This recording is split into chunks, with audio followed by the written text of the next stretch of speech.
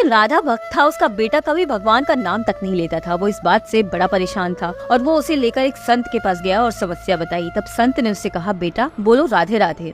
वो बोला नहीं। संत ने इस तरह कई बार उससे राधे राधे बोलने कहा, पर उसे नाम नहीं लिया और लास्ट में गुस्से में बोला, मैं क्यों बोलूं राधे राधे। संत ने कहा, चलो अब तुम जब यमराज के पास जाओगे और वो तुमसे बोलेंगे कि कभी कोई अच्छा काम किया, कभी भगवान का नाम लिया, तो कहना एक बार मैंने राधा नाम लिया था। अब वो मर के यमराज के पास पहुंचा और जब यमराज ने पूछा कि कभी भगवान का नाम लिया है, तो वो बोला राधे राधे कहा था एक बार। अब बताइए इसकी महिमा क्या है। तब यमराज बोले, महिमा तो मुझे नहीं पता, इंद्र को पता होगी, चलिए वहाँ चलते हैं। अब उस लड़के ने कहा कि मेरे लिए पालकी बुलाओ।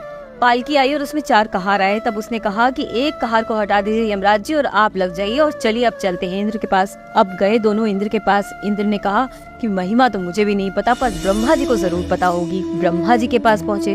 ब्रह्मा जी ने कहा, पता तो मुझे भी नहीं है, परंतु शिव जी को जरूर पता होगा। शिव जी के पास गए तो बोले, मुझे भी कुछ नहीं पता है।